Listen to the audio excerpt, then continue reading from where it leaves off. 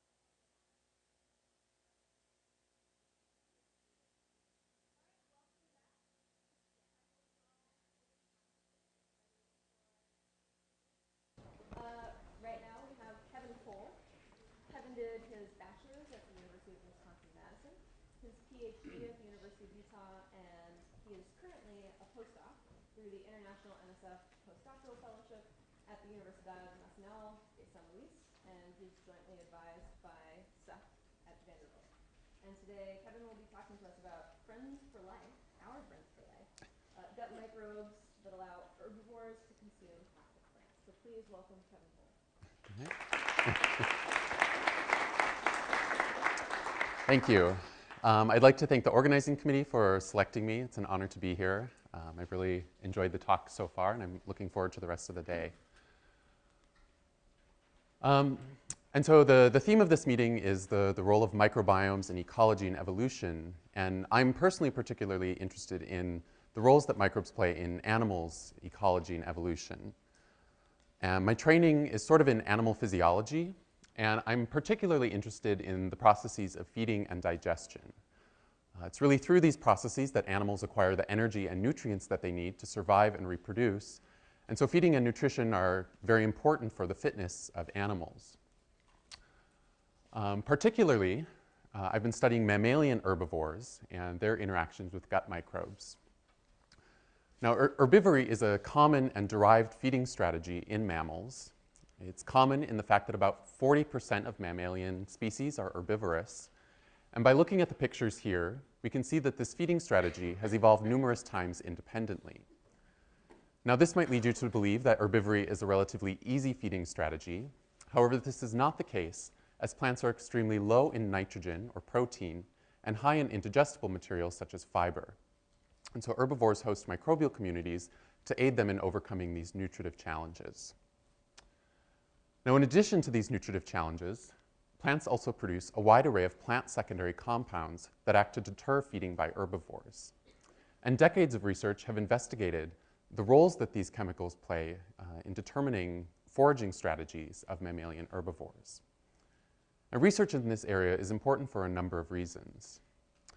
First of all, many herbivores can play very large roles in determining whole ecosystem structure by selecting different plant species to consume. And so the role that these chemicals play in altering that diet selection can then scale up to ecosystem structure. Additionally, many agricultural herbivores are often faced with these same plant toxins, especially in grazing systems. And so by understanding how wild herbivores cope with these toxins, we might gain better insights into agricultural practices. And so in 1974, renowned ecologists Freeland and Jansen published a seminal paper discussing strategies that mammalian herbivores use to overcome these toxic challenges. And they set up a number of hypotheses that have been worked on since this publication. However, one idea, that of interactions between gut microbes and dietary toxins, has received very little attention since it was proposed in this paper. And so today I'm going to present a series of experiments addressing this idea of interactions between plant toxins and gut microbes. I'll first walk through a background of the study system that I've been using to investigate these questions. And then I'll present two experiments testing hypotheses originally set up by Freeland and Jansen in their 1974 paper. First, testing whether toxins sculpt gut microbial community structures, and then also whether gut microbes actually facilitate the ingestion of toxins. And then I'll finish with an experiment looking at whether toxin tolerance can be transferred across species, which is really important for this idea of whether these microbes could be used in the agricultural industry. So I'll start with a little bit of background. I've been investigating these questions in wood rats, which are small herbivorous rodents in the genus Neotoma. This is a diverse genus, and it's really interesting because species tend to specialize on very toxic plants. And so today I'll focus on one species, the desert wood rat, and the toxic shrub that it consumes, creosote bush. So in the Mojave Desert of the southwestern US, some populations of the desert wood rat specialize on creosote bush, such that it makes up to about 75% of its daily diet. Now, creosote is a very toxic plant. It covers its leaves in a phenolic-rich resin that can make up to 20% of the dry matter of the plant. This resin contains over 300 compounds, primarily phenolics, although about 40% of the resin is made up of a single compound, nordihydroguaric acid, or NDGA. Now, this compound is known to cause kidney cysts and liver damage in lab rats.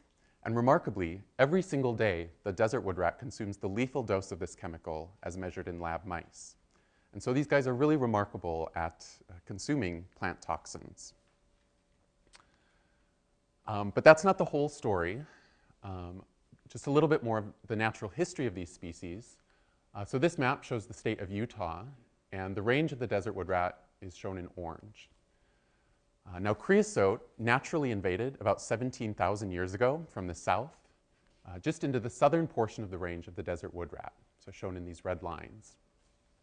And so it sets up this really interesting natural scenario where we have southern populations that have 17,000 years of ecological and evolutionary experience with creosote bush, which I'll call the experienced populations.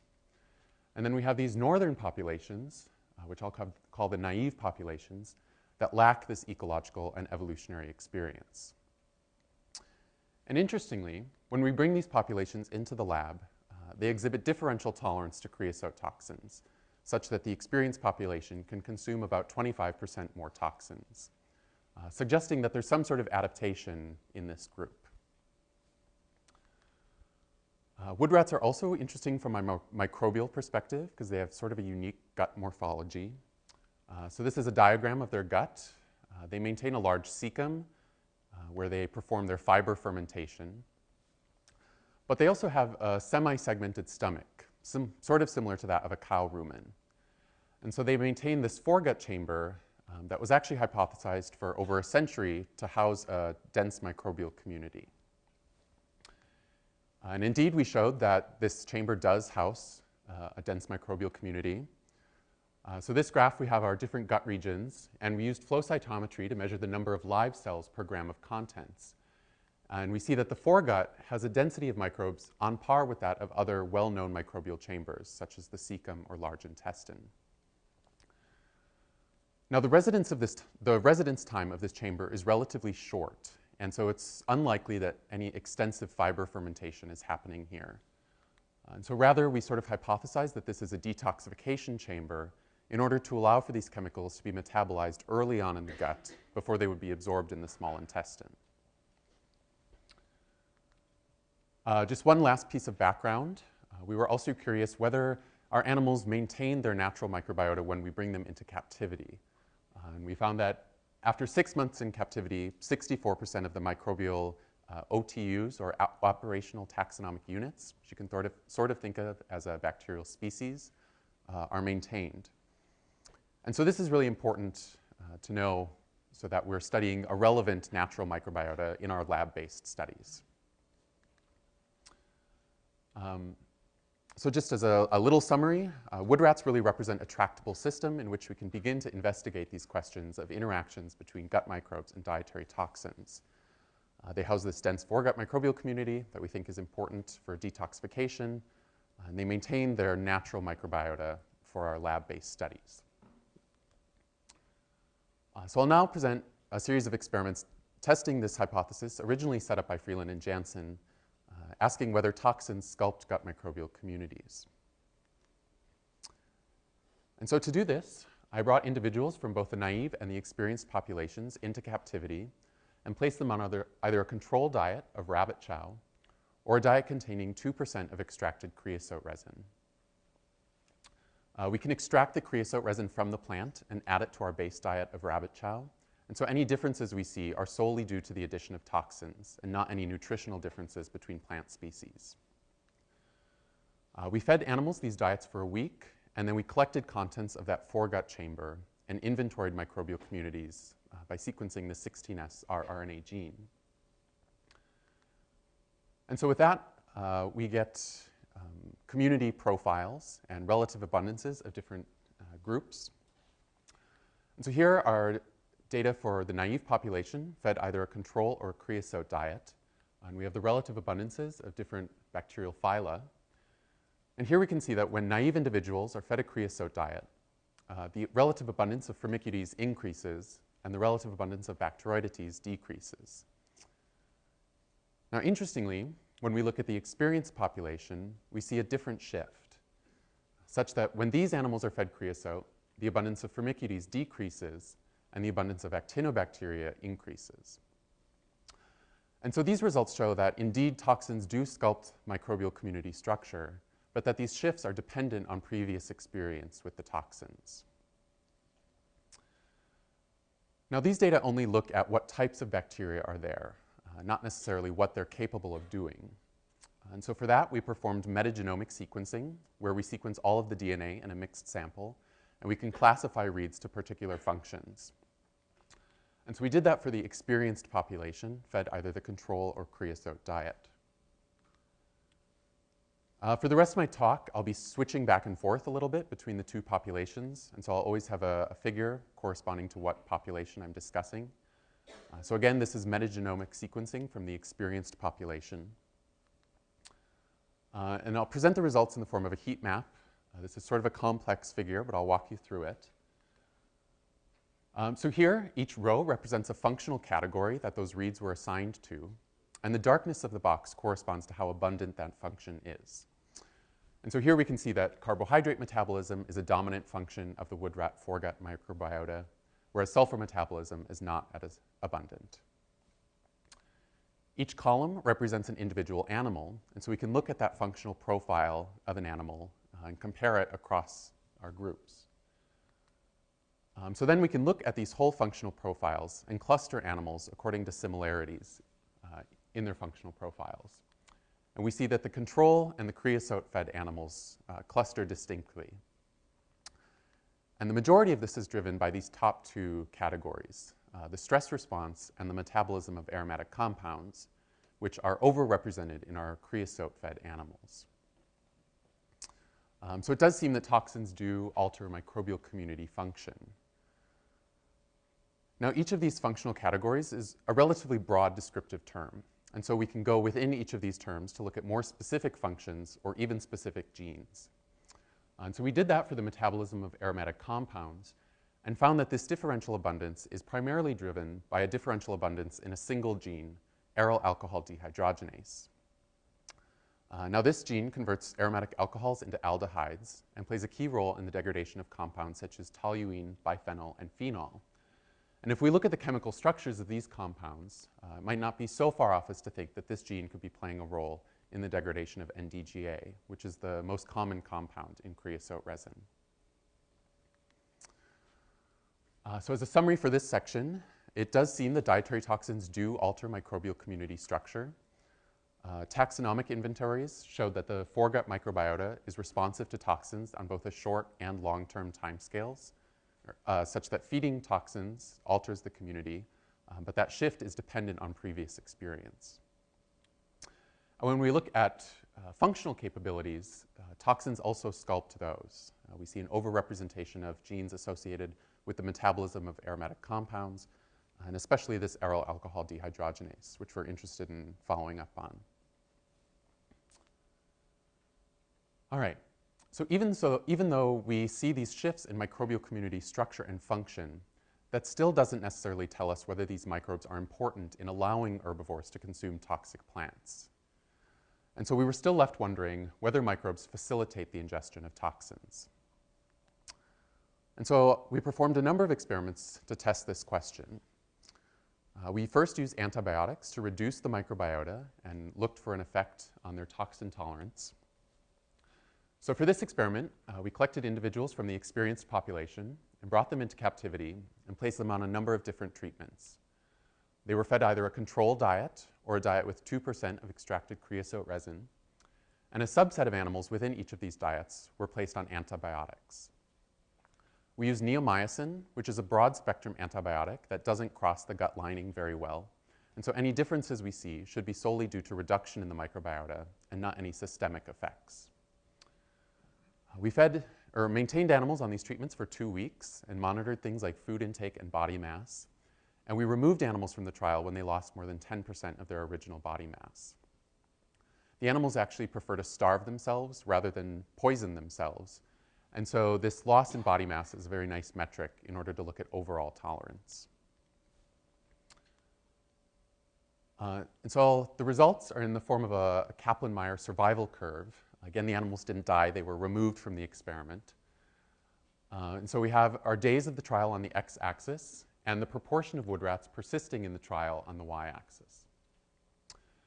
This black line represents animals that were not given any antibiotics and were fed either a control or a creosote diet. And we see that all animals persist in the trial for the full 2 weeks. This blue line represents animals that were given antibiotics and fed a control diet. And we see that a few animals drop out, but this line is not statistically different from the black line. But what's most striking is when we look at animals that were given antibiotics and fed the creosote diet. Here we see that all animals drop out within 2 weeks. And this p-value compares the red line to the blue line. And so these data really show that reduction of the microbiota significantly impairs these animals' ability to feed on creosote toxins. So we were then curious whether this toxin tolerance could be transferred into the naive individuals. So just as a reminder, we have this natural scenario where the experienced animals are able to consume more creosote toxins in the laboratory. And so essentially what we wanted to do was transplant the microbiota from the experienced population into individuals of the naive population and see whether we could confer that tolerance. And so we performed a fecal transplant, which are all the rage right now, especially for human illness. Some people will even call it repopulating the gut. But I use the term microbial transplant. It's a little nicer. So for this, we started with 2 groups of naive recipients. And for one group, we took other individuals also collected from the naive population, collected their feces, and mixed it into the diet of our recipients in order to create a control transplant group. For our other group, we collected individuals from the experienced population, collected their feces, and mixed it into the diet of our recipients in order to create an experimental transplant group. And so here, we essentially have 2 groups of animals where the hosts were collected from the same population, and so they should share similar liver detoxification machinery. And the only difference is the type of microbiota that we introduced into them. So then we conducted a feeding trial where we increased the concentration of creosote resin in the diet every 3 days. We monitored various physiological parameters such as food intake and body mass, and again measured overall tolerance by removing animals from the trial when they lost more than 10% of their original body mass. So when we look at percent change in body mass, so here we have days of the trial on the x-axis, and these boxes correspond to what was happening in the experiment at that time. So this is the percent creosote resin, and this is when the microbial transplant was occurring. And on the y-axis, we have percent change in body mass. So early on in the trial, we don't see any differences between the 2 groups. However, as they transition to a toxic diet, we see a significant difference such that the experimental transplant group was able to maintain higher body mass on these toxic diets. When we look at overall tolerance, again, removing animals from the trial when they lose more than 10% of their body mass. So here we have days of the trial and the percent of creosote resin. So both groups are retained early on in the trial, but as they're pushed to higher doses of creosote resin, we see a significant difference such that the experimental transplant group was able to consume higher doses of creosote resin and persist in the trial longer. So this really shows that the experienced microbiota increases host tolerance to toxins. And so as a summary for this section, gut microbes really do seem to allow herbivores to consume plant toxins. Reducing the microbiota significantly impairs their toxin tolerance, and the transplanting of the experienced microbiota increases the toxin tolerance of our naive individuals. So then we were curious whether this toxin tolerance could be transferred across species. And this is really important for this idea of using wild microbes in the agricultural industry. And the majority of this work was led by an undergraduate that I mentored, Ashley Stengel. And for Ashley's project, we were really interested in tannin-degrading bacteria. Tannins are a specific class of plant secondary compound, and they bind dietary protein and also digestive enzymes and inhibit them. And so they really limit the nutrient availability to an animal. And so they're of large concern in the agricultural industry because of this nutrient-limiting effect. And so there's been interest in isolating tannin-degrading bacteria that can be used in agricultural herbivores. And indeed, a number of tannin-degrading bacteria have been isolated. They were first isolated from the koala gut in the year 1990, and since then have been isolated from a number of wild and agricultural herbivores. However, even though we've been isolating these types of bacteria for 25 years, we still don't know whether they're functionally significant to their hosts. Or that is, we don't know whether hosting tannin-degrading bacteria allow mammals to consume higher doses of tannic acid. And so we designed a series of experiments to fill this knowledge gap. We first isolated tannin-degrading bacteria from wood rat feces. So this is just an agar plate that's been overlaid with tannic acid. The tannins bind the proteins in the agar, creating an opaque surface. And then we can culture wood rat feces on top of that.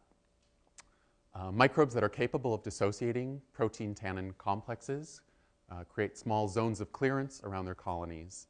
And then we measured tannase activity to be certain that they really were capable of degrading these compounds. And so using these techniques, we isolated 3 species of tannin-degrading bacteria from the wood rat gut, Bacillus subtilis, E. coli, and Enterococcus fecalis. And so then we performed a series of transplants in order to test whether these bacteria were important in allowing animals to consume tannins. So we transplanted them into lab rats.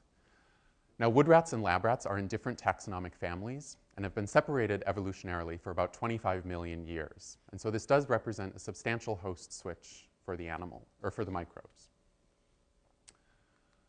For the first group, we collected whole wood rat feces and autoclaved them in order to sterilize them and mix them into the diet of our recipient lab rats in order to create a control group. For another group, we grew up our tannin-degrading isolates in an overnight culture and mixed them into the diet of our recipients in order to create an isolates group. And then for a third group, we collected whole wood rat feces and mixed it into the diet of our recipients in order to create a community transplant group. And so similar to my last transplant experiment, here we have 3 groups of animals where the hosts are probably genetically identical, and so they share similar liver detoxification machinery. It's just the type of microbes that have been introduced into them that differ. And so then we conducted a feeding trial where we increased the concentration of tannic acid in the diet and then held them on a 12% diet for 9 days. We monitored various physiological parameters such as food intake and body mass. And in this experiment, we also measured an indicator of liver damage. And then we measured overall tolerance by removing animals from the trial when they lost more than 10% of their original body mass. And so when we look at food intake, here we have our 3 groups and the cumulative tannic acid intake on the y-axis. And we see that both the isolates and community groups were able to consume about 12% more tannic acid in the beginning part of the experiment. And so this shows that hosting tannin-degrading bacteria do allow hosts to consume higher doses of tannins. Now, interestingly, despite this higher toxin intake, these groups actually showed lower indicators of liver damage. We measured alanine aminotransferase activity in the serum. This enzyme is primarily produced by liver cells, but as the liver cells rupture, the enzyme is dumped into the serum where its activity can then be measured. And so we see that at least the community group shows lower indicators of liver damage despite having a higher toxin intake.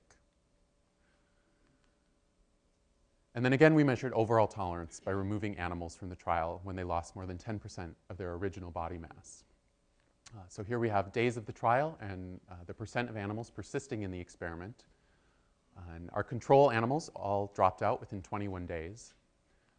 But if we look at animals that were given tannin-degrading bacteria, either as isolates or as a full community, these animals persist in the trial significantly longer, really showing that these microbes are important for or increase performance on tannin-rich diets. So we then wondered whether this function was retained even in the lack of dietary toxins.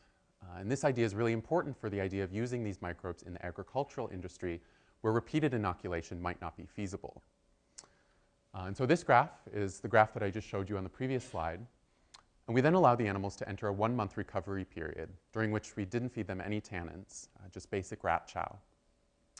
And we then reconducted the feeding trial on tannic acid and basically found the same results, suggesting that these microbes are retained in the gut and their function is also retained. So as a summary for this, it really does seem that tannin-degrading bacteria do allow hosts to consume higher doses of tannins. This is the first functional test of these bacteria, even though we've been isolating these types of bacteria for 25 years. And I think it really shows that microbes from wild herbivores might be of use in the agricultural industry in order for conferring toxin tolerance to naive species.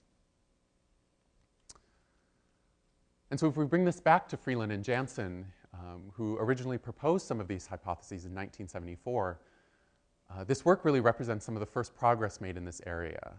And it does seem that gut microbes do facilitate the ingestion of dietary toxins.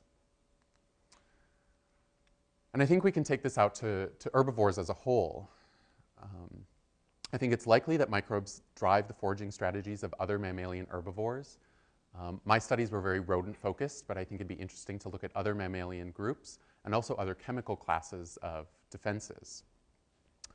And I think it'd be really interesting if scenarios exist where a certain gut microbe changes the foraging strategy of a mammalian herbivore that then scales up to whole ecosystem structure by allowing that mammal to consume a different plant. I think these microbes might also be really important for rapid adaptation to changing environments. With climate change, the range distributions of plants are expected to change. And so herbivores might be faced with very novel classes of plant toxins. And so it might be easier to acquire a new microbiota than to evolve a new liver detoxification enzyme. And finally, I think wild herbivores might be a novel source of microbes that could be used in the agricultural industry.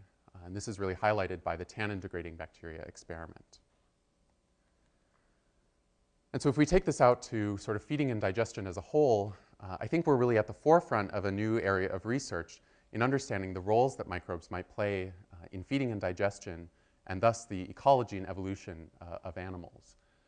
And so I think in the next few years, we're really going to uncover some unexpected and exciting roles that microbes can play.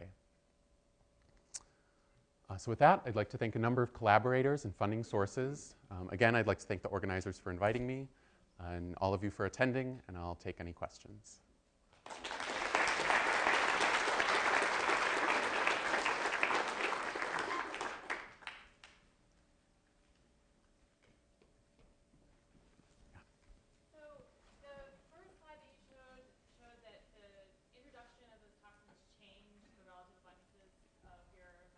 Mm-hmm. But then you were able to retain that effect of fecal transplant in the absence of the tannins. Mm-hmm. How do you think this happens outside, and how do you reconcile those two things? It seems that diet affects microbial composition, but also you can retain some function over a long time without that diet. Right.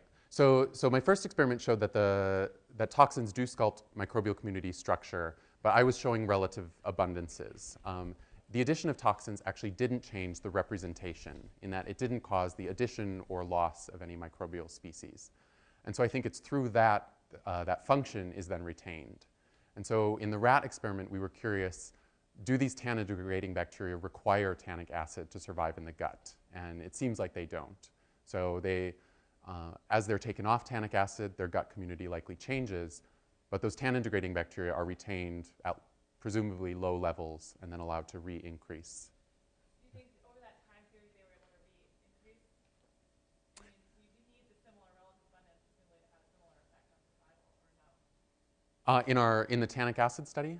Yeah. We unfortunately didn't collect samples to compare on and off tannic acid, so I don't have that answer. But other people sort of before 16S sequencing have shown that tannins do change the microbial community structure. But I think it's an issue of structure versus representation, or like who's there versus how much of them are there. Yeah?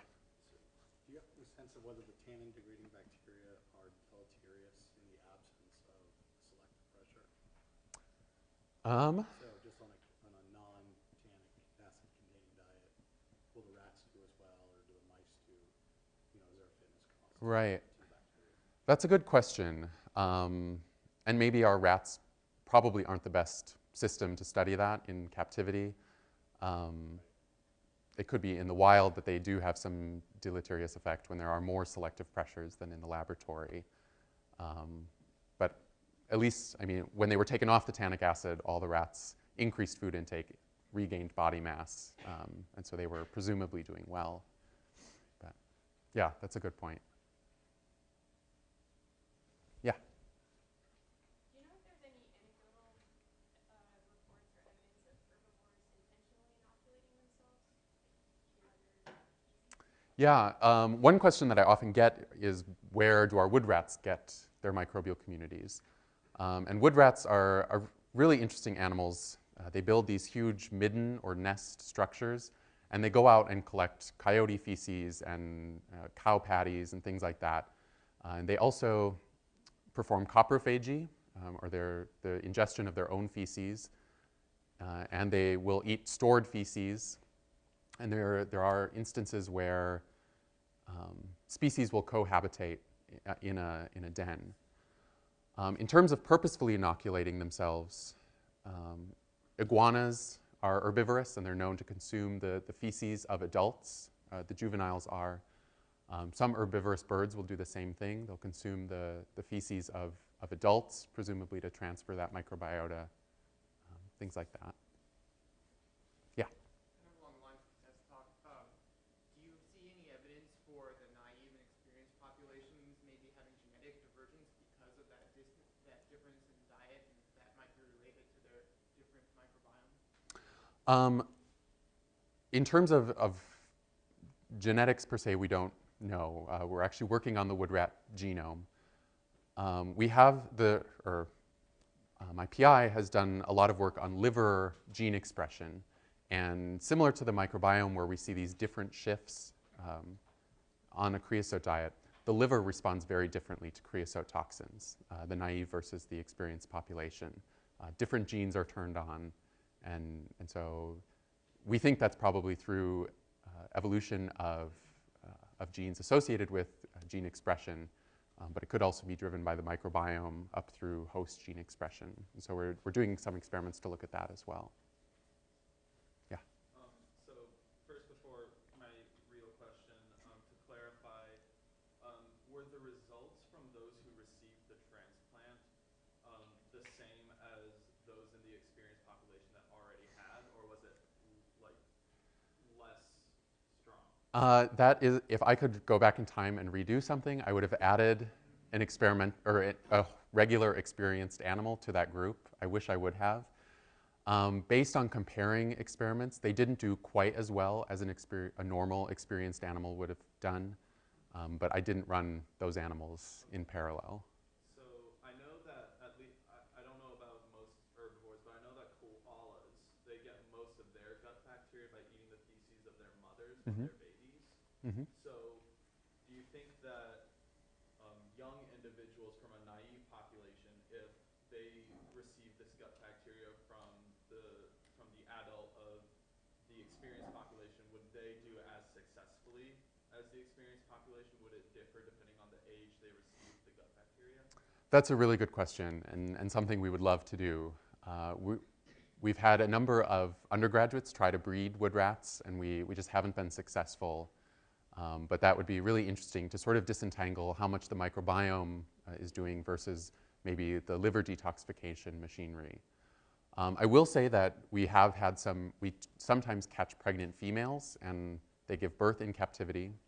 We've compared mother and offspring, and they basically have the same microbial community. So there's very strong maternal transmission, but we haven't been able to do that breeding experiment.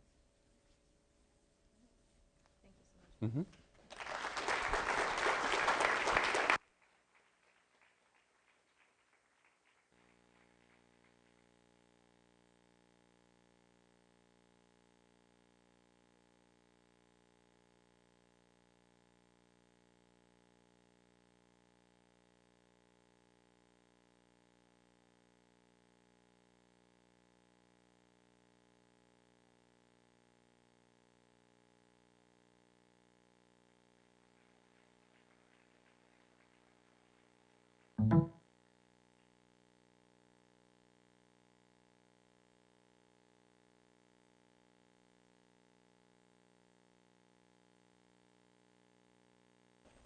Is this working?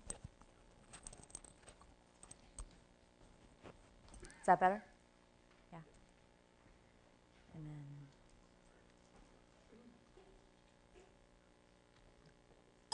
then. Ooh. Is it the laser pointer? I'm sorry.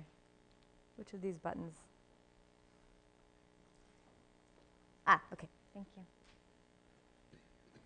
All right. Thank you, Chelsea. And just to clarify, I'm by no means starting a professor position. It's more of a sort of a pseudo-independent postdoc. But thank you for that very kind introduction. And thanks for having me here. I'm really honored to be here and excited to talk a little bit about the research that I did for my PhD on the microbial ecology of an infectious disease of amphibians.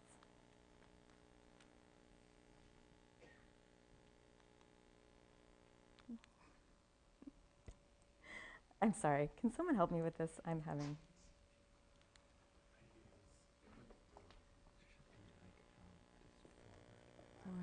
Okay. Okay, thank you. Okay. All right. So I probably don't need to tell this audience that symbiotic microbial communities are ubiquitous across plants and animals, and they're increasingly being found to be implicated, at least in a wide variety of functions and phenotypes. And in humans have been, or human models like mice, have been associated with disorders from obesity to asthma and allergies to even psychological disorders like anxiety. And these findings are leading to some really interesting perspectives and approaches in human medicine. My favorite, and apparently other people's favorite also example, is the fecal transplant. And there's also been a whole explosion of probiotic products coming onto the market. And I think a lot of these treatments are effective, but many of them are also based on incomplete understanding of the microbiome. And I think we have a long way to go, and especially in non-human organisms. So I think of understanding microbiomes in sort of three branches, with the first being just understanding patterns. And I think we as a scientific community have done a great job and are doing a great job elucidating some really interesting patterns, connecting variation in microbiomes with variation in phenotypes in hosts. A little bit of a trickier challenge is distinguishing cause from correlation in these associations. So showing that those variants that we see in the microbiome are actually causing the variation in phenotype that we see in hosts. And a third area that I think also is starting to really grow but needs a lot of work is microbiome assembly and understanding the factors that shape the microbiome and therefore are probably ultimately going to determine the function of these microbial communities. So I've been working on the microbial ecology of an infectious disease, and the pathogen that I work on is a fungus. It's called Batrachochytrium dendrobatitis, and I'm just going to call it BD for short throughout this talk. And BD is a chytrid fungus, so these are a basal lineage of fungi, and you've probably heard of BD here at Michigan, since a lot of what we know about the phylogenetics and evolution of BD comes from right here in Tim James's lab. And I don't work on that or even understand it very well, but I work on the interaction between BD and symbiotic bacteria on frogs. So like other chytrids, BD has an aquatic zoospore stage that swims free in the water in a lake or a stream or a pond until it encounters a susceptible host, an amphibian, a frog, a toad, or a salamander. And it then invades the host skin and insists in the epithelial cells, and then it develops into a sporangial phase, which is just where asexual reproduction occurs. So more zoospores are produced there.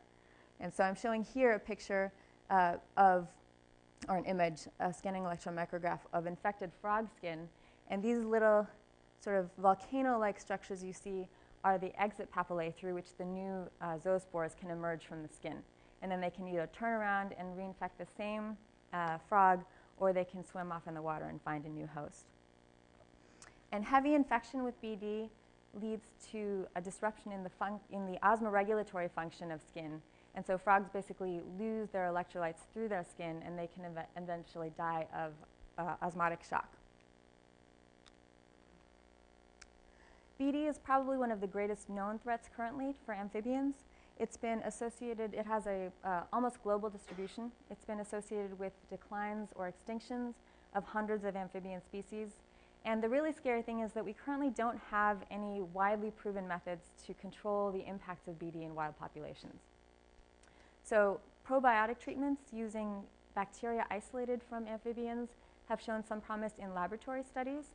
And at the same time, like most non-human and non-model organisms, we know very, very little about the skin microbiome or the microbiome in general of amphibians. And so I think there's a lot of work to be done here to really understand the interaction between BD and the microbiome and to get to the point where we can manipulate or augment the microbiome to get protective results in the wild.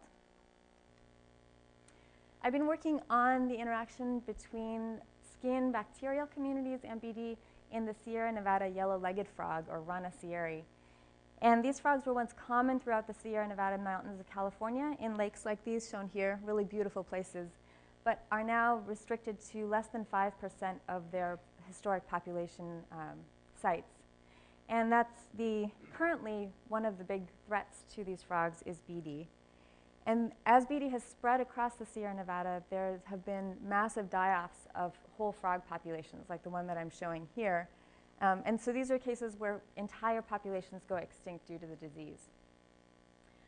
These events are characterized by high prevalence of the pathogen, so most or all of the frogs in these populations become infected with BD.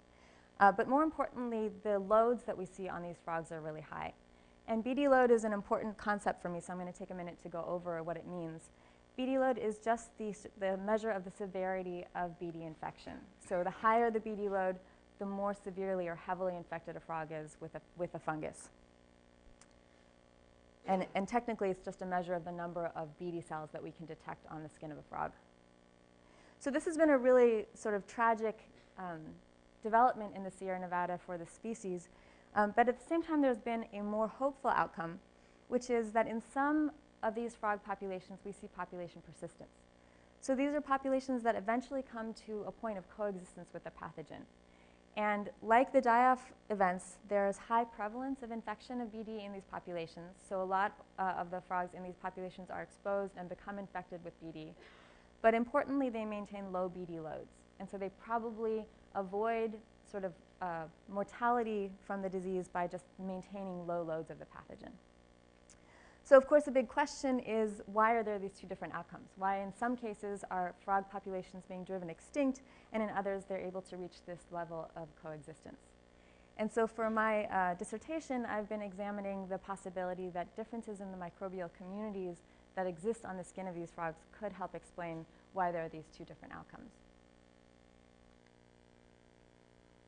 So to start to try to get at this question, I conducted a field survey in multiple populations of Rana sierri.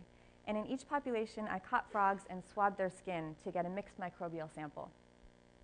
And from the DNA in that sample, I was able to characterize the bacteria that are present on the skin. So this is using just standard 16S sequencing methods, and then using the sequence data to generate snapshots of the bacterial communities. So these are operational taxonomic units, or OTUs, but as Kevin pointed out, you can very loosely think of them as species.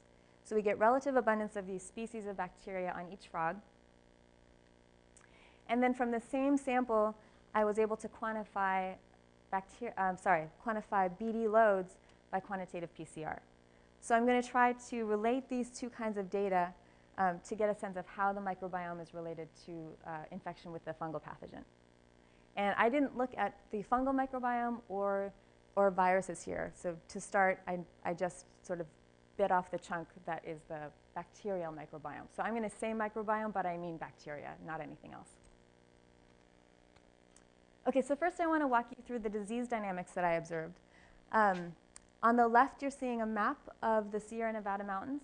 And I've put flags up here for the different populations of Rana sierri, of the frogs that I studied. And these markers in green are persisting populations. And so in these graphs here, I'm showing you the BD loads in these populations through time. So I want you to first focus on the green lines here. So these correspond with these 4 persisting populations in green. And what I want you to notice is that the BD loads in these populations is pretty low, and it's also pretty stable. So there are no big spikes in BD loads here.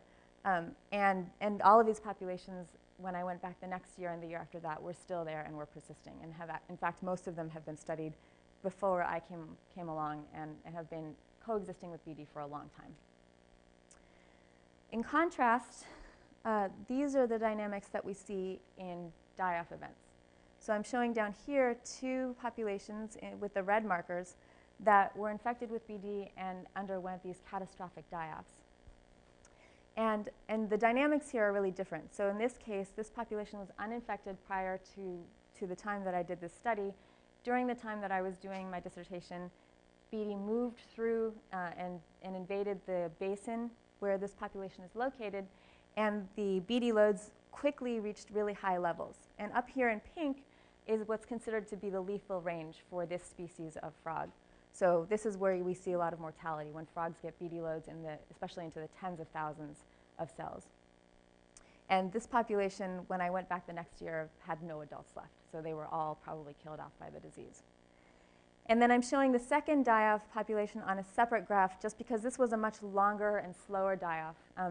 And so actually the data prior to 2010 here were not collected by me, but by Roland Knapp, a collaborator who's been working on conservation of these frogs for a long time.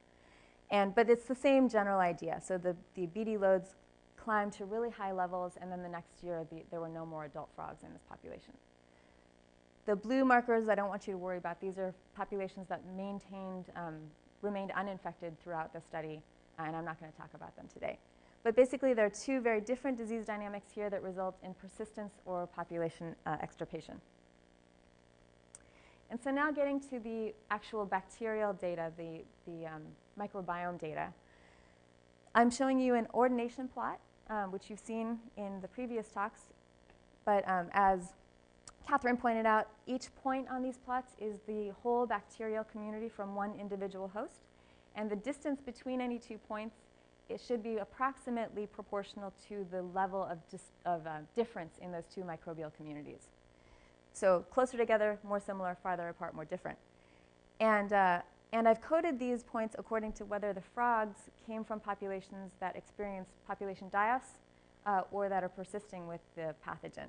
And there's a significant difference in the bacterial communities between these 2 kinds of frog populations. So this was really exciting for me because it's at least consistent with the possibility that bacterial communities could explain the 2 different outcomes of BD infection. So now I'm showing you the same data, actually the same exact ordination that I just showed you. But now each point, each frog, is coded not by the type of population that they came from, but instead by the BD load on that individual frog. So the cooler colors are low BD loads, and the legend is down here. And as you get into the warmer colors and into the red spectrum, those are frogs that are really severely, heavily infected with BD. And so there's a gradient as you go from left to right across this graph, from the cooler to the warmer colors. So there's a relationship, in other words, between bacterial community structure, which dictates the position on the graph, and pathogen infection severity, which dictates the color of these points. So it looks like there's a relationship between BD and the microbiome. But I want to step back for a minute and show you this map again, because basically I have a problem of spatial autocorrelation. In the northern region, I have these persisting populations. They have low BD loads. In the southern range are the die-off populations. They have high BD loads. And there's also a relationship to bacterial communities. And we don't know if there's a third factor or more than one factor in the environment, or maybe differences in the host genetics that co-varies with this spatial difference that could be dictating both the changes in the microbiome and the changes in infection severity, but in other words, that there may be no direct interaction between the microbiome and BD. So to try to sort of narrow this down and get at this a little bit more clearly, this question of whether there's actually a relationship between the microbiome and the pathogen, I conducted analyses within individual frog populations. So I'm going to show you again ordination plots. And again, the points are coded by the severity of BD infection, with the red being the most heavily infected individuals. And even within a single population, there's a gradient from low infection up into high infection levels on this ordination plot. And another way of showing these same data is here. So here, the y-axis, again, is the same. These are both the NMDS ordination axis. But in the right-hand plots, on the x-axis, I'm showing BD load. So this is just another way of depicting the same idea. And I saw this relationship in all 4 populations that I examined. And so in these analyses, for each of these 4 analyses, the frogs that I'm analyzing were all swimming around in the same small lake or pond and were sampled on the same day. And so there shouldn't really be much of a problem of spatial autocorrelation. And I think it's relatively safe to say that there probably is a relationship, some sort of interaction between the microbiome and BD. Okay, so I've established that there's probably an interaction or a pattern where there's a relationship between variation in the microbiome and this sort of disease severity phenotype. And so next I wanted to get at some of these other questions that I brought up in my introduction of especially cause and effect. So it's really tempting or I would hope, you know, as someone who wants to see new tools for conservation of these frogs, I'm really hoping that there's a function in the microbiome that affects the frog's resistance to BD. And so in other words, that the microbiome controls disease resistance, and that's why we see this correlation between the microbiome and BD infection. But there's also the opposite possibility. So when BD invades the microbiome, it might disturb the bacterial community that's there, so that the bacteria that we're sampling and detecting on these frogs are actually determined by how severely infected they were with BD. And so in these field studies, there's no way to tease that apart. And so I'd really like to sort of sort out this chicken and egg problem here. I also wanted to get a little bit at questions of community assembly. And there have been some really great studies of community assembly in other systems and in looking especially at among species differences and then also in lab models. But not much, there was nothing known or very little known in this species. And in particular, I'm looking here at intraspecific variation. And so that's something that I hadn't found much information on. And so I'm going to start really basic and just ask, can we detect an effect of the environment or of the host on variation in the microbiome in these frogs? So starting with this community assembly question, I tested whether varying the aquatic environment in the lab can alter the bacterial community that I find on these frogs.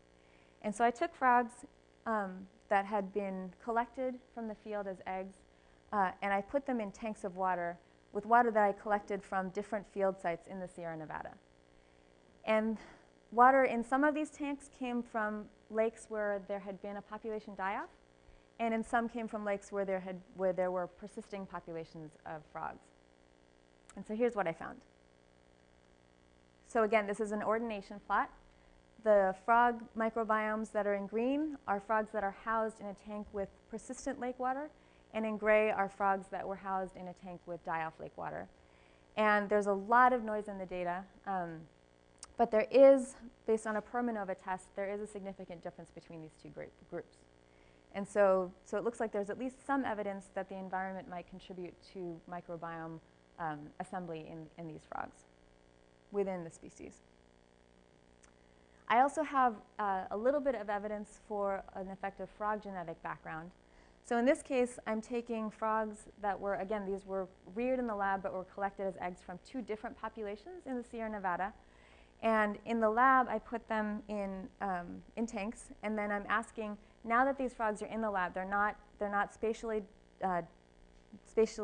separated, they're in the same types of environments in the lab, do they maintain differences in their bacterial communities? And again, really messy data, a ton of overlap, but although very small, there is a significant difference here. And I should point out that in these ordination plots, sometimes it's hard to actually see the patterns that are apparently borne out by the statistics. And some of that is due to stress. It's really hard sometimes to show these relationships in 2 dimensions. And some of it is just lots of variability in the data. But there is actually a difference between these two groups. And it's actually, to me, more exciting than it may look, because both of these types of frogs were collected from die-off populations. So they're both in the southern range. And the two populations were only a few miles apart. And so they're probably genetically pretty similar. And so I think this was sort of a pilot study. And basically, these are threatened frogs. And I'm working as much as possible with animals that are already in colonies in the lab rather than collecting new ones. And so this was sort of a proof of concept or a pilot study to show that there is any effect at all.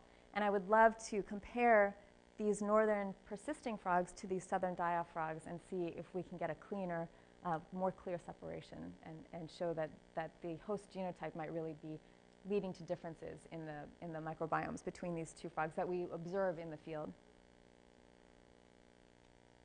Okay, so now I'm going to get back to this chicken and egg question that I talked about. Is the microbiome affecting BD, or is BD disturbing the microbiome? And I'm showing here an ordination of bacterial communities on frogs in the lab.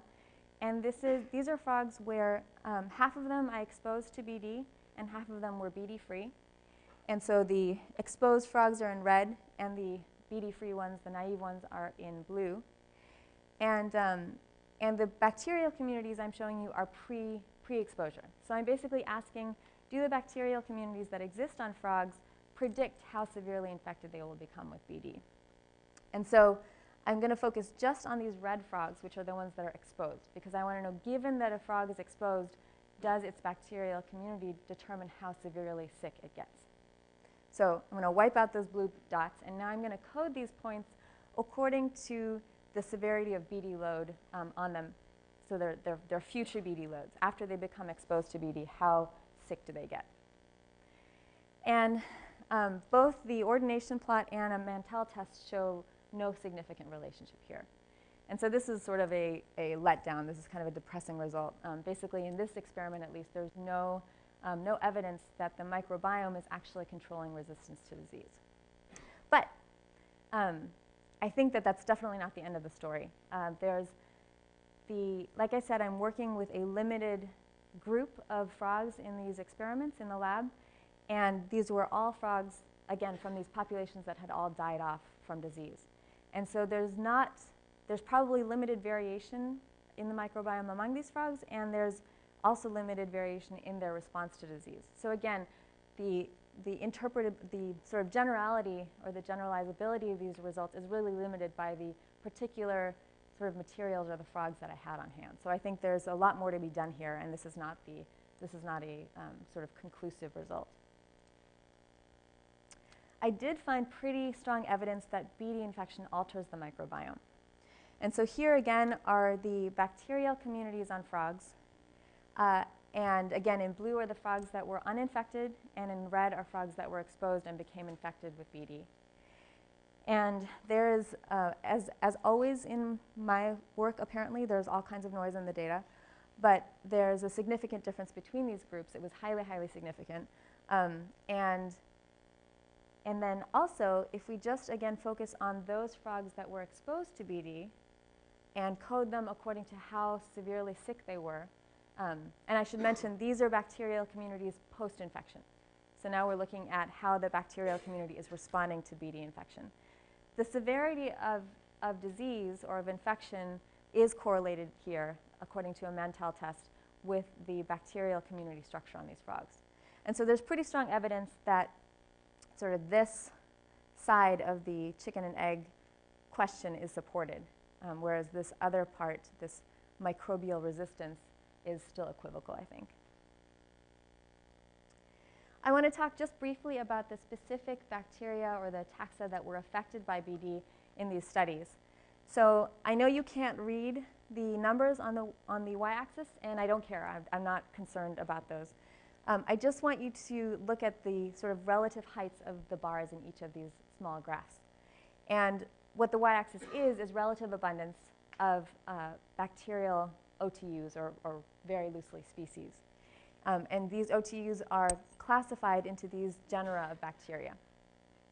So on the left side are frogs in the laboratory experiment that were naive of BD that were not exposed. And on the right side are frogs that were exposed and became infected with BD.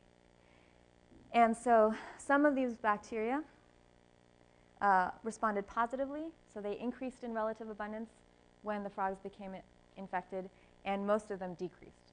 And these kind of data are always hard to interpret once you start to pick out an individual taxa, because there's a problem of non-independence among OTUs when you're looking at relative abundance data. So this should be taken with a grain of salt, but it's still interesting to sort of look at it and just sort of get what we can from it. So one thing that was interesting to me was that there was pretty good correspondence between the patterns of disturbance by BD that I saw in the lab and the bacterial OTUs that appeared to be affected by BD in the field. So on the right side now, I'm showing you scatter plots. Again, the y-axis is relative abundance of OTUs in these particular genera. And now the x-axis is the BD load.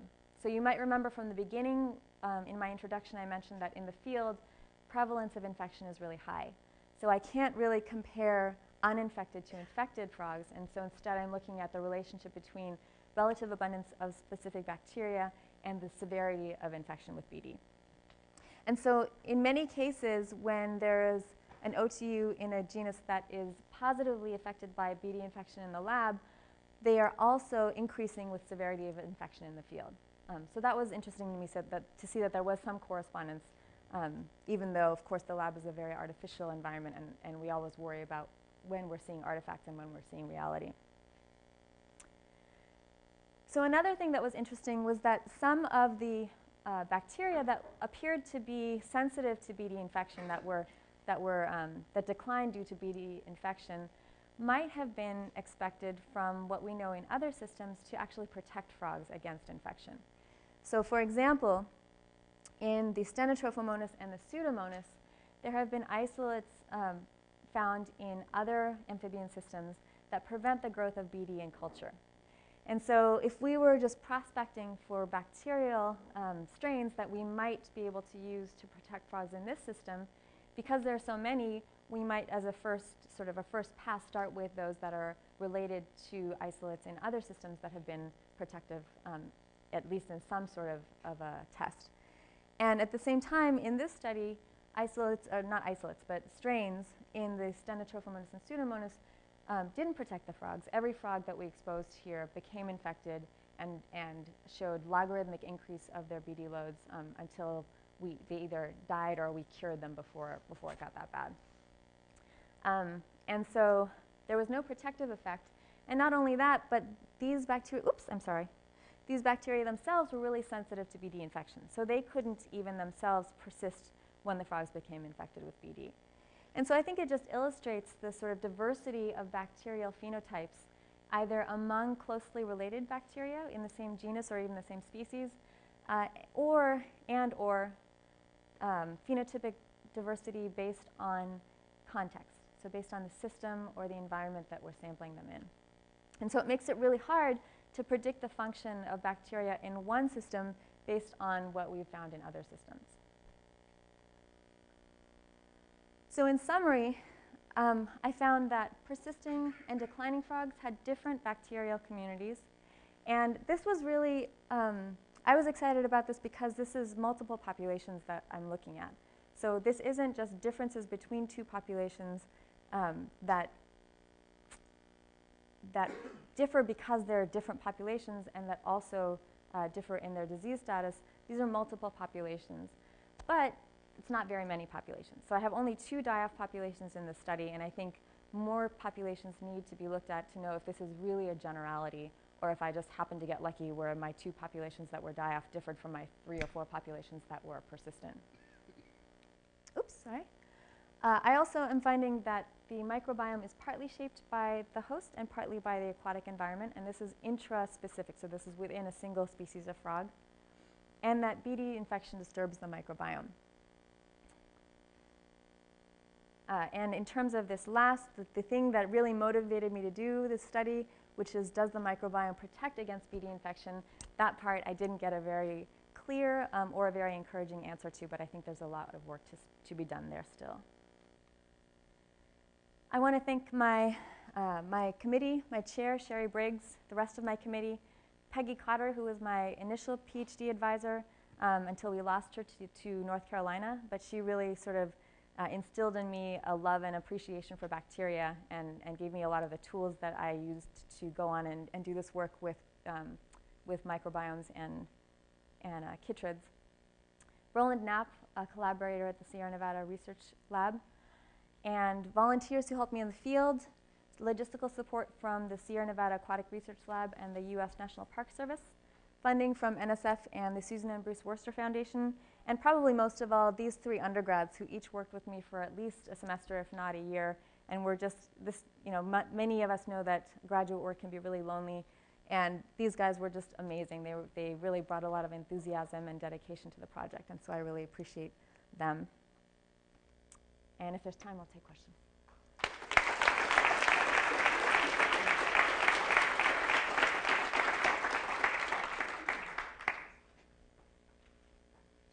Yeah. So, can you find any relationship between pre-infection microbiome and disease severity? We just use a Mantel test to look at the entire community as a whole.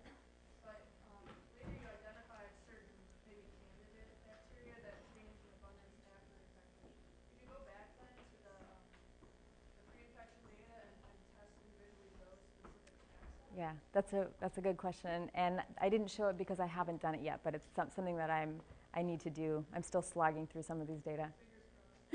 Thank you. Yeah. So you found 2 genera of bacteria that actually increase the infection. Is there anything known about their effects on? So most of the bacteria that let's see. Okay, so these sequences are classified to genera, but most of the time the sequences are not, it's not like they're a known species. And when you go and search the literature, even the genera, there's often not a whole lot known. So many of these genera of bacteria you'll find in other sort of basic microbiome studies, in people looking at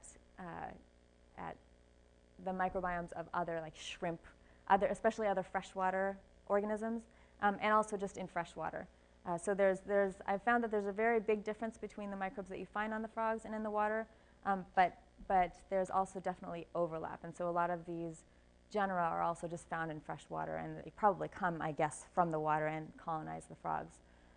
So the short answer is I don't know a whole lot about these. I'm also not a very good bacterial sort of taxonomist or natural historian, but from what I've done mining the literature, there's not a whole lot known about a lot of these, especially those 2. The Pseudomonas and some of those other groups that have human pathogens in them, of course, are well studied.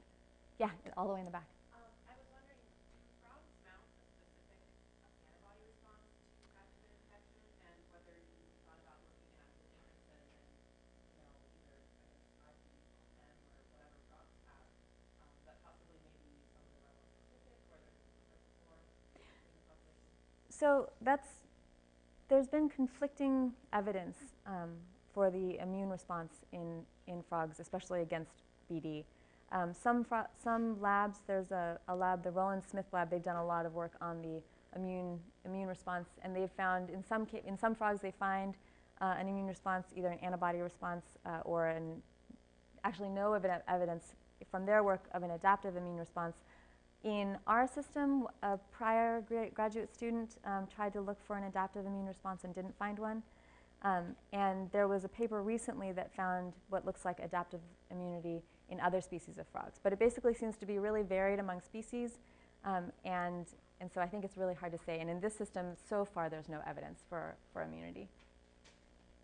Yeah? Do you think that the microbial community differences that you're seeing could be indirectly altering BD resistance by affecting other skin-associated traits like, or innate immune defense traits like antimicrobial peptide production? Yeah, so I don't know, and I would love to get a little bit more into those mechanisms and those sort of the mechanisms of the microbial interactions, whether whether what we're seeing is sort of an immune competition or if it's direct competition or facilitation among microbes. And I have no idea, and I would love to get at that. Yeah. You had two die-off populations, one that died off really quickly and one that died off over a period of years. Mm-hmm.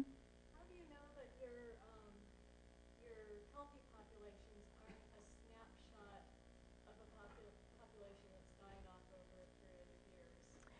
Well, for one thing, they've been studied for at least a decade, and they've maintained stable. So others have been studying these frogs not in terms of their microbiomes, but in terms of their population status for a long time before me. And so those 4 populations that I showed, I chose to go and sample them because I know from years of evidence that others have done that they're very likely to be persistent. So we never know for sure, and there are a lot of questions of what's going to happen, for example, in the die-off populations. So it's possible that eventually some of those could sort of recover. So some of them go completely to extinction, but in some cases there are a few frogs that hang on in there.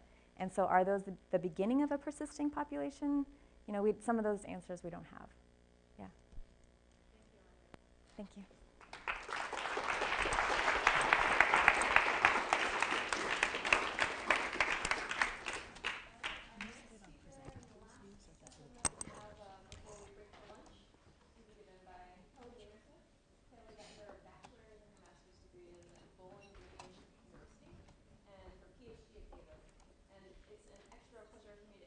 Kelly, because we're both parasite ecologists, and way, way back in the day, we took parasitology together at the very beginning of our careers. So whenever I read about host behavior and parasites, I think about Kelly. She studies how host behavior mediates the likelihood of getting infected, and then how being infected changes host behavior. So please welcome Kelly Weinersmith.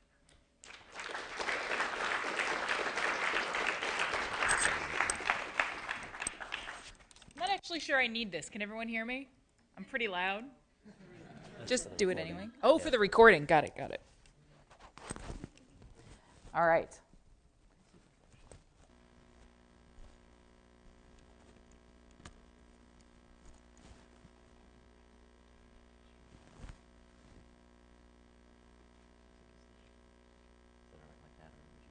I was hoping to have the timer on there, but that's okay. I can see that I'm starting at 12:04. I would. Thank you. Awesome. All right. Thanks. Hi. I'm Kelly Weinersmith. I also think that that's hilarious. We're all on the same page on that one. So I'm thrilled to be here with a bunch of people who study bacteria and be the one person here who studies helminth parasites. I can't wait to get the perspective from a different community on what I do. So I probably don't have to work too hard to convince this group that there's a lot of parasites infecting a lot of different organisms. Some percent of those parasites are able to manipulate their hosts in ways that change the phenotype of the host to increase the probability that the parasite is transmitted to the next host in the life cycle. These parasites often infect ecologically important hosts and have major implications for host fitness, so they can be important for the evolution of the host population or the host species as well. I'm going to start by getting my acknowledgments out of the way. So I'd like to acknowledge my fantastic collaborators.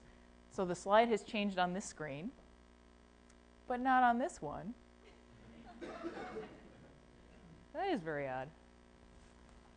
So my collaborators include Ryan Early at the University of Alabama, Andy C. at the University of California, Davis, Sean Fogenberg, who was at Princeton but just moved back to UC Davis, and the Ecological Parasitology Lab at the University of California, Santa Barbara, which includes Ryan Heckinger, who just moved to Scripps. So those are some of my major collaborators. I also have had the opportunity to work with a lot of awesome undergrads and grad students, who I promise are listed on my slide. And I have lots of amazing funding sources that I really appreciate. Let's try again. Bam. All right, thank you. All right, great funding resources. Thank you very much. Okay, so this is the quote that I love to start my talks with. Tell me what parasites you have, and I'll tell you who you are. This is a quote by Claude Coombs. He's a parasitologist. This is clearly a bit of an overselling of the importance of parasites, but it brings up two important points. One, the behaviors that you engage in determine how likely you are to encounter parasites and how often you encounter them. And additionally, the behaviors of hosts can change following infection, and they change for a variety of reasons. One of them can be manipulation. So this interaction between parasites and behavior has recently gotten a lot of traction and become really an exciting topic in the field of behavioral ecology, and specifically with reference to the study of personality. So people are really interested in figuring out how personality traits determine infection risk and how personality traits are subsequently changed following infection. And when I say personality, I mean consistent individual differences in behavior over time. And though we've been interested in this question for a while now, there aren't a ton of studies that are done using controlled infections. And as Andrea pointed out, if you don't have those controlled infections, it's hard to tease apart cause and effect. So is it behavior that it caused an individual to get infected, or did infection change the behavior and cause the behavior that you're measuring? So controlled infections are needed. Additionally, people have been really excited about feedbacks between infection and behavior. So for example, you can end up with positive feedbacks where, say, for example, activity determines the probability of encountering parasites. Some parasites can manipulate host behavior to increase activity. And in that case, if activity is subsequently increased in the host, the risk of encountering more parasites goes up, and you can end up in these positive feedbacks. These positive feedbacks should increase the amount of behavioral variability. So if the population starts off with some individuals who are sort of active and not so active, when you get in these positive feedbacks, you should end up with some individuals becoming more and more active over time. And you can also end up with higher parasite population densities because more parasites are getting transmitted to hosts. You can also end up with negative feedbacks. If a behavior like activity causes an individual to get infected, but then infection subsequently reduces activity, now you end up in this negative feedback situation. And this can reduce behavioral variability by causing individuals who started off being a little bit more active to become less active over time. And it can influence parasite population dynamics as well. So one thing I'm going to talk about today is an experiment that I've done looking at how personality influences the risk of infection, how personality traits subsequently change following infection, and some work I've done looking for feedbacks. And I should say that I very recently graduated, and so I'm going to be presenting to you a combination of things that I have published and data sets that I'm just starting to analyze and I'm really excited about because I'd love to hear your feedback on what I'm doing with these data sets. I also am really interested in the mechanisms through which parasites manipulate behavior. And this is because parasites can manipulate behavior in extremely specific ways, ways that scientists can't recreate in the lab.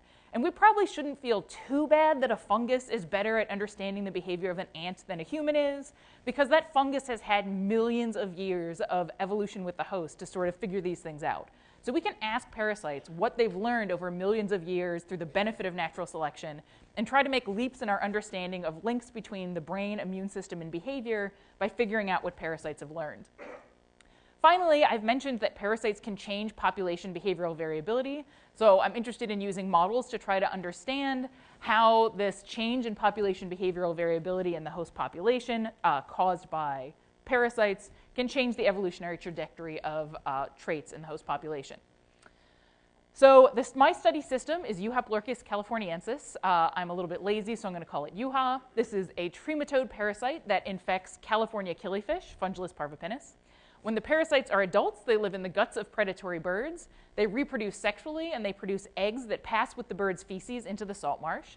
The eggs then get eaten by snails, and as if it wasn't enough of a bummer to be eating crap, the parasites are subsequently castrated by the parasites. So these snails will never reproduce again. All of the energy that they would have put towards reproducing is now going towards creating new parasites.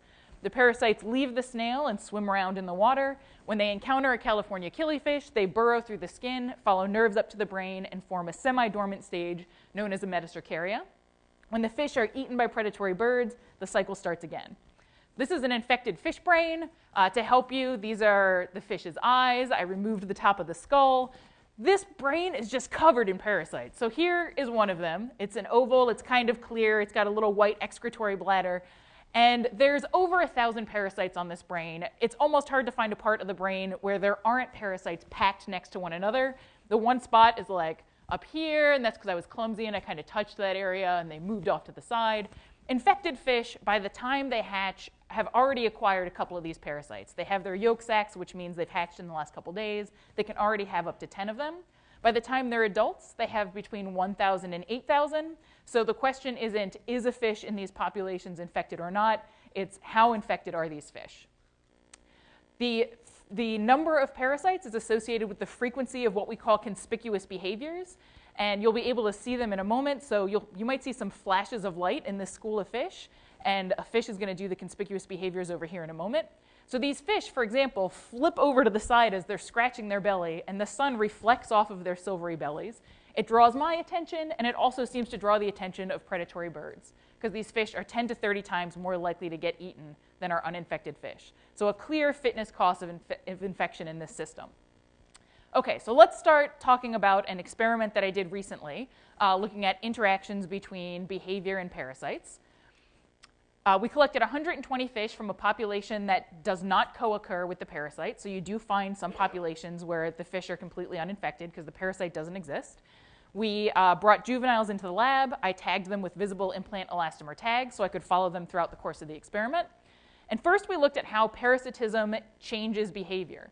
And based on what we know about changes in neurotransmitter activity, which I'll talk about later, we predicted that these fish should be more bold, less social, and more active. And to test those predictions, we measured the behavior of fish on day 0, and we looked at activity, boldness, and social behavior. So boldness was the response to a simulated avian predator attack. Social behavior was attraction to a school that was confined to one side of the tank. And activity was moving around in an environment where the fish had been for at least 12 hours. We used a Williams design to control for carryover effects and time of day. And at the end of running the first round of behavioral assays, 50% of the fish were infected by parasites. And then we measured behavior again 42 days later, which is enough time for the parasite to mature and reach its final size. So enough time for the parasite to start manipulating the host. So how does infection change the personality of killifish?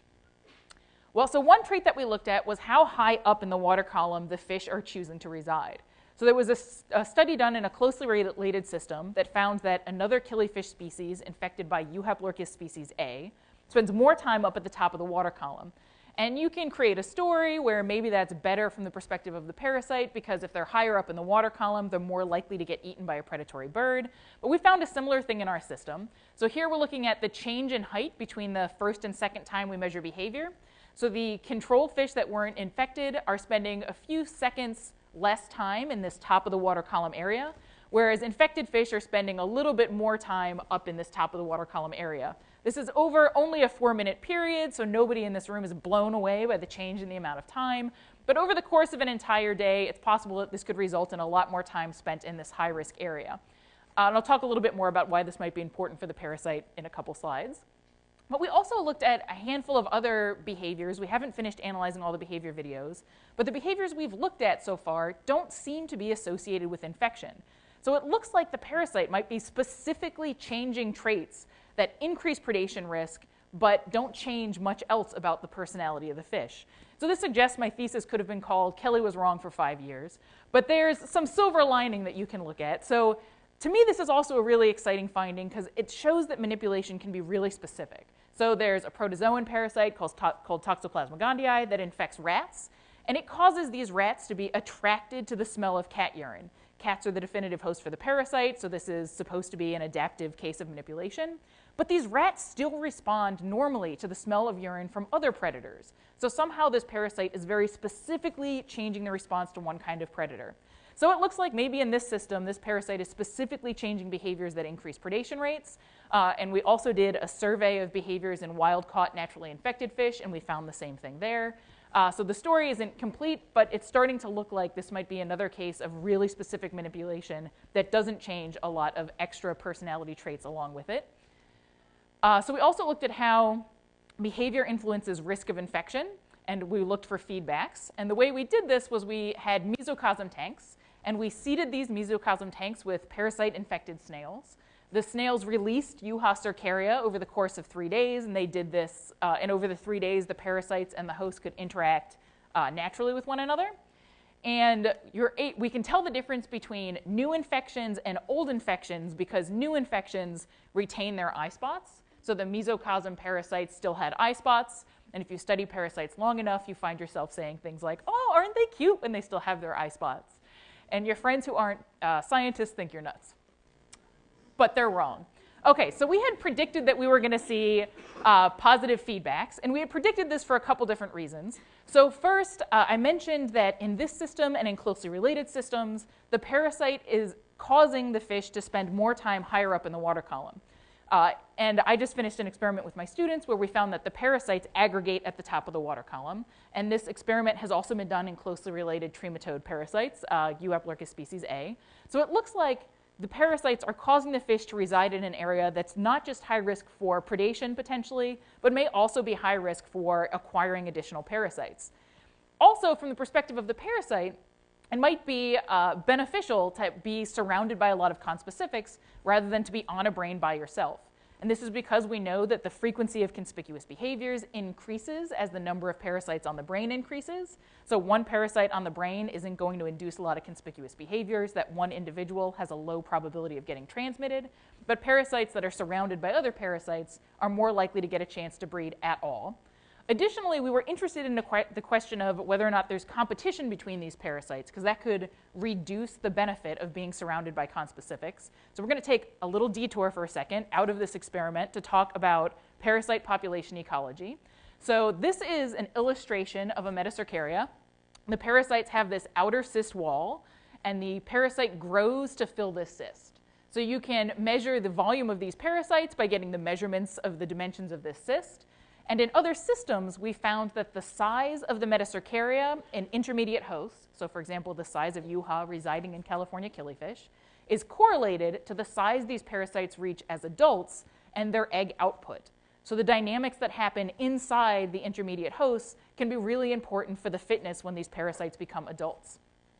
So we took some wild-caught fish, and we quantified the density of parasites on these fish and the volume of the metacercaria.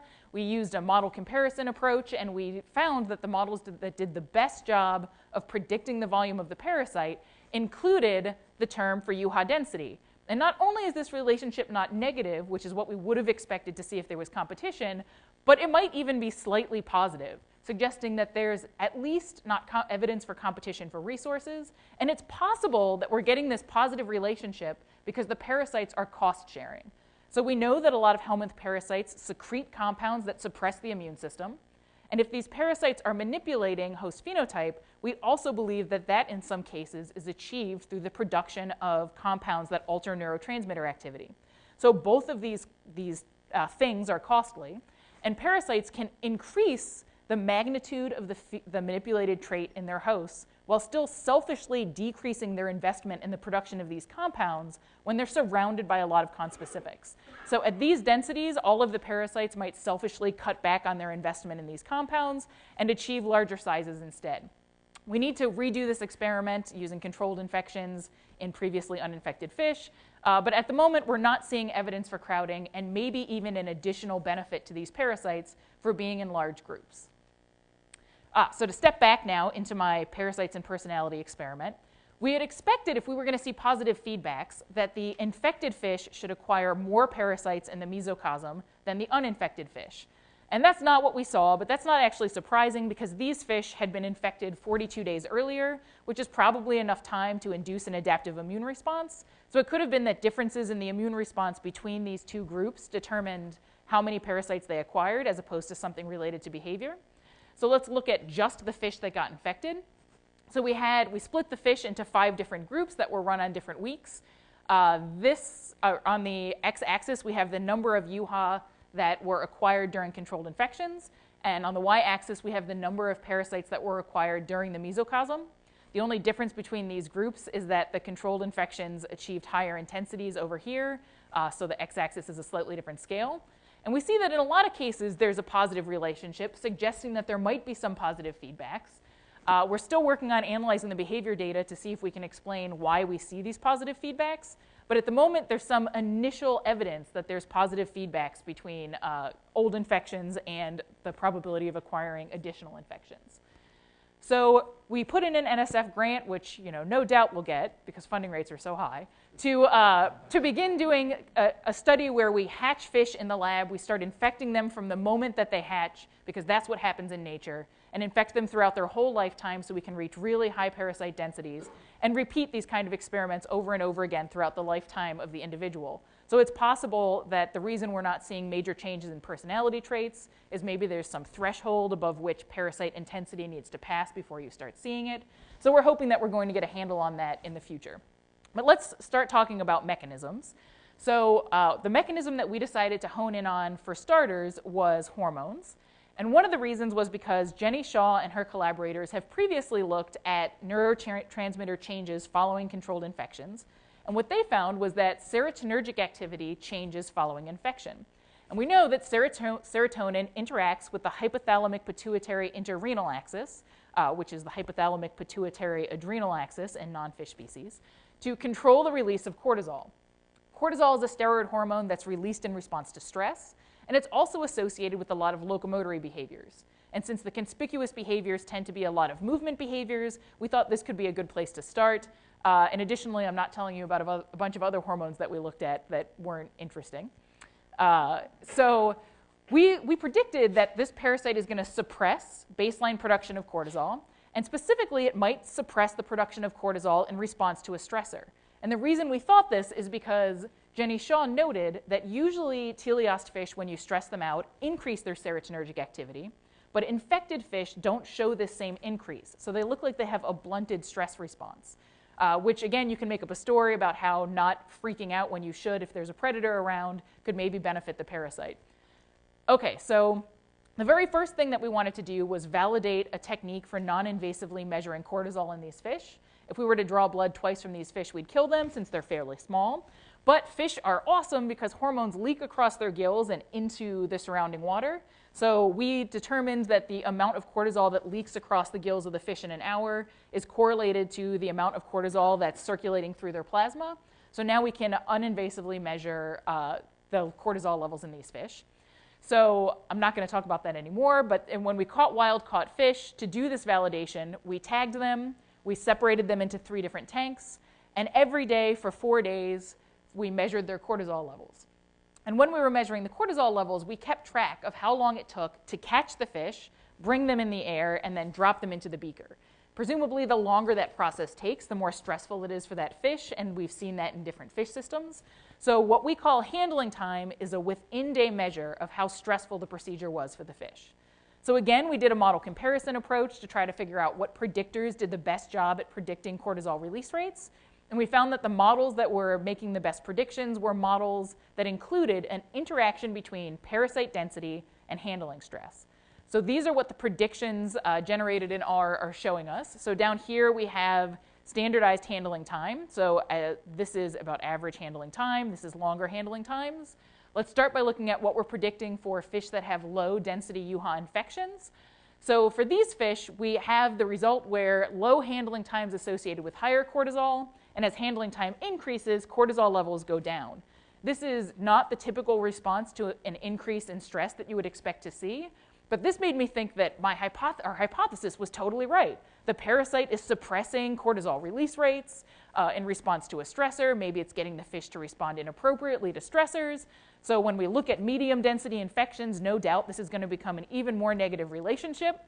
But that's not really how life works.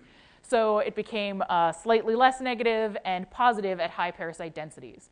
So actually, cortisol is a hormone that's notoriously difficult to pin to behavior because in some cases, it increases behavior. In other cases, it seems to decrease activity. So for example, high cortisol levels for a long time tends to make fish lethargic, but high cortisol levels for a short period of time tends to induce lots of rapid movements. So it's possible that what's happening over here is that the parasite is inducing high cortisol levels and inducing rapid movement, but this isn't a very convincing study because it was on wild-caught fish, and because it was wild-caught fish, we couldn't differentiate between causes and consequences of infection, so we have this chicken and the egg problem again. And we didn't know if this change in cortisol in response to handling stress was driven by the host or driven by the parasite. So it could have been that hosts that have heavy infections compensate for infections by changing their cortisol response. So to try to differentiate between those confounding factors, we measured cortisol release rate in previously uninfected fish over a 5-day period. After we measured cortisol release rates on day 0, we did controlled infections of a subset of the fish. And the reason we were interested in these time points is because at 14 days, the parasite is competent to infect its next host. So if California killifish are consumed by predatory birds before the parasite is 14 days old, then both the host and the parasite die. So you shouldn't expect to see manipulation happening in this period of time because investing in manipulation would be a bad strategy from the perspective of the parasite because it might die too. So if we see changes in this period, it's probably a change that's driven by the response of the host. At 42 days, the parasites reach their asymptotic growth, so they pretty much stop growing. So if we see manipulation or changes in cortisol release rates happening in this time period, it's probably driven by the parasite, but it's possible that we won't see it until the 42-day time point if they wait until they're done growing to start investing in producing manipulative compounds. So what we did, again, was a model comparison approach.